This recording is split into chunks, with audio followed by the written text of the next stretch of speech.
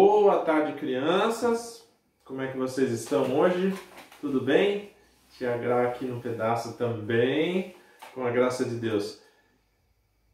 Crianças, vamos começar a nossa aula. Para quem estiver assistindo também, os crianções que estiverem assistindo, vamos iniciar hoje a segunda parte da lei da reprodução, né? Segundo Allan Kardec. E então hoje nós vamos falar um pouquinho sobre casamento. A tia Gra vai dar uma explicação do que é o casamento segundo o Espiritismo e outros assuntos relacionados, tá bom, gente? Então, vamos para o nosso momento de oração agora.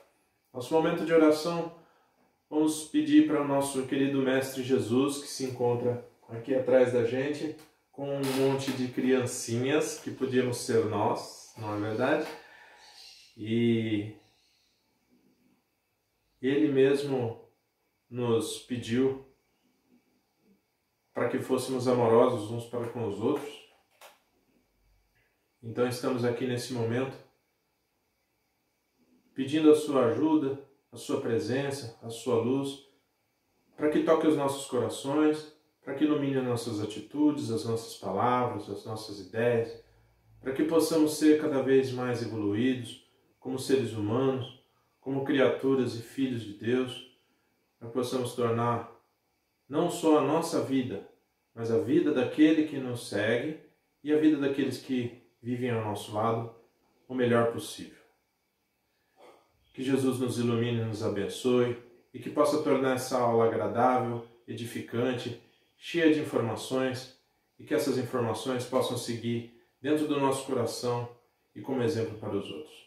Que assim seja, que Jesus nos abençoe. Isso é a todos nós. Vamos lá, criançada, falar do casamento, parte da lei da reprodução, que nós começamos na semana passada. A lei do casamento tem muito a ver, o casamento, a lei da reprodução. O casamento tem muito a ver com o que nós estamos passando nesse fim de semana. Na verdade, Jesus veio ao mundo através de um casamento de dois espíritos muito evoluídos, que nos deram de presente a verdade, nada além da verdade. O casamento faz parte da lei da reprodução e, consequentemente, da lei natural. Ele nos leva à evolução. Tudo que faz parte da lei natural é um caminho de ida para a evolução. Todo tipo de união fraterna é parte da lei do progresso.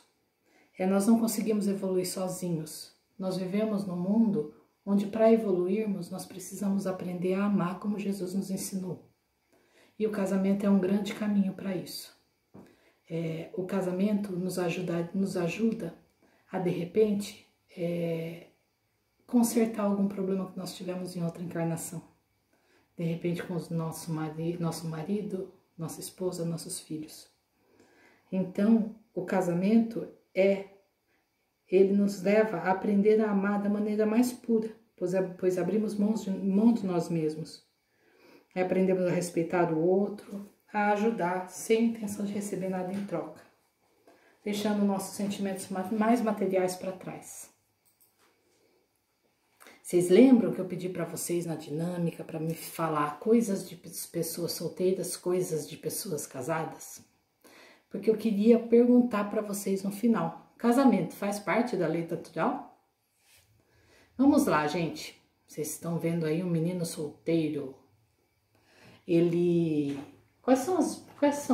Qual é a vivência de uma pessoa solteira adulta? Faz parte também do progresso natural da encarnação, certo? Não é nada errado.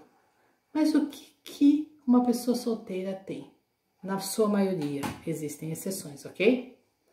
Quais são as buscas? Diversão. Sempre uma baladinha, não é verdade? Uma companhia, porque naturalmente a gente sente falta de alguém ao nosso lado. Faz parte do nosso instinto natural, lembra? Tudo que é a lei divina faz parte do nosso instinto. E a busca por uma companhia faz parte disso. Buscar um sentido para a vida. Mas normalmente tem um foco material a busca desse sentido. Por isso que quando a gente é jovem, a gente estuda, a gente trabalha, a gente está sempre buscando uma profissão, uma maneira de ganhar um dinheiro, de sustentar-se, se preocupar com o futuro. Essas são as buscas de uma pessoa solteira. Que uma pessoa solteira, ela consome só para si mesma. Um videogame, uma roupa. Gasta tempo, na maioria das vezes, só consigo mesmo. Então, vocês percebam que não é uma busca espiritual, é uma busca mais material, né? E tem a ver também com a parte da evolução deles, da encarnação. Tia, por que o Chico e Jesus não casaram, tia? Porque eles não quiseram casar? Isso se chama celibato. Celibato é quando a pessoa não tem um companheiro, não busca um companheiro. Essa busca pode a pessoa pode escolher ser celibato por escolha própria, o que seria um egoísmo, porque a gente não evolui sem estar com alguém, sem viver em sociedade, não é? Mas Chico e Jesus, eles tinham uma missão. E um casamento poderia, de alguma forma, atrasar um pouquinho essa missão. Então, eles vieram já designados a não ter uma companheira.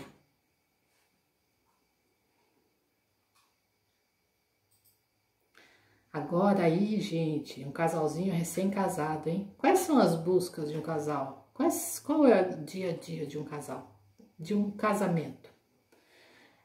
É a partir do momento que a gente se casa que a gente começa uma busca pela religião, uma busca por enxergar algo um pouco mais além do que aquele dia a dia, do que o material, do que a luta pelo dinheiro suado de cada dia. A busca por valores, é aí que a religião entra.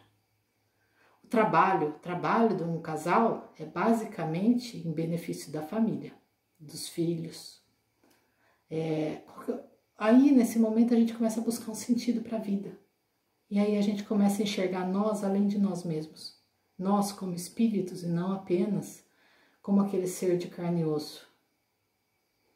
A gente começa a criar um sentimento de empatia, se colocar no lugar dos outros, e isso nos gera uma necessidade de fazer caridade, de ajudar, de estar presente, de servir. As nossas prioridades mudam. A nossa prioridade é sempre a segurança e o bem-estar da nossa família. E muitas vezes a nossa família começa a crescer e nós viramos pais dos nossos pais. E passamos a querer o bem-estar deles também. E assim sendo. Ah, agora eu entendi porque Jesus e Chico não casaram. Porque eles já faziam isso sem casar, né? Eles não precisam. O casamento iria segurar o amor deles para dentro da família. E a família deles é uma família universal. Esse amor precisava se espalhar. Eles já tinham o amor dentro deles, puro, puro. Ah, entendi. Servir. O foco de servir de um casal é sempre nos outros. Nunca em si mesmos. Seu tempo raramente é dedicado a si mesmo, sempre aos outros. Aí, gente, eu quero mostrar para vocês as encarnações. Olha que interessante. A primeira encarnação, lá o tio Ricardo e a tia Gra. E o tio Japa e a tia Gra, casados. Por quê? Porque nós tínhamos umas diferenças um com o outro, e nessa encarnação nós decidimos resolver isso. E seguindo o que Jesus nos ensinou, nós decidimos aprender a nos amar através do casamento. Foi a ferramenta que nós usamos. E aí nos casamos e aprendemos a nos amar. Mas a gente já se ama, já ama nosso filho. Na próxima encarnação seria prudente a gente vir junto na segunda encarnação? Não, porque a gente tem que espalhar esse amor. A gente tem que aprender a amar outras pessoas. Então tio Japa na encarnação seguinte casou com a Amélia e a tia Gra casou com o Hermenegildo. E aí tivemos uma segunda encarnação com mais amor, gente. Mas na terceira encarnação a gente já tinha uma família, já tinha pessoas que nós amávamos. Então a gente decidiu amar mais. E aí eu tinha uma rusguinha com o Gumercindo. Nós brigamos, sabe, na Idade Média. Aí eu decidi casar com o Gumercindo. Só que a nossa briga foi tão grande que a gente decidiu trazer um monte de espírito com a gente, ó, virou um familhão. E aí o tio Ricardo, na verdade, ele pisou no pé da Josefina no baile. E a Josefina ficou com uma raiva dele, aí ele casou com a Josefina. Tá lá. Criou tudo, teve filho com a Josefina, cuidou dos pais da Josefina. E aí a família foi ficando grande, percebam? Porque toda aquela família de trás, ela não foi esquecida, ela virou um amor fraterno, um amor puro. E a nossa família ficou simplesmente gigante. Vejam só a nossa grande família espiritual. Se não foi isso que Jesus nos ensinou, amai-vos uns aos outros como eu vos amei. E nós chegamos no ponto em que a nossa família ficou simplesmente gigante. E todos iguais, porque nós amamos a todos da mesma maneira. E nesse momento, nós já estamos mais perto de Deus, mais evoluídos. Agora, um último detalhe, o divórcio. O divórcio é uma lei humana, mas não é contrário à lei de Deus. Porque quando chega no ponto de exercer o divórcio, na verdade a desunião já existia. E a lei de Deus e a lei do casamento já não havia mais amor. Então o divórcio foi necessário. Então ele não transgride as leis de Deus, tá bom?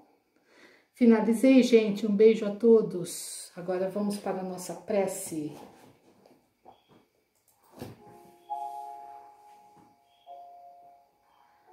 Com essa imagem tão linda dos grandes pais, José e Maria, junto de Jesus. A mãe, aquela que foi nossa mãe, que ainda é a nossa mãe. Agradecemos, Pai, pelo exemplo que nos trouxe. Agradecemos por termos como seguir os passos de Jesus, pelo seu sofrimento extremo e nos trazer um ensinamento. Agradecemos, Pai, por nos dar essa oportunidade e achar que somos dignos de um dia chegarmos até você. Ilumine cada lar que está assistindo esse vídeo. Coloque, Pai, muita luz e uma barreira protetora para que tudo de bom ocorra. Que assim seja. Sim, sim.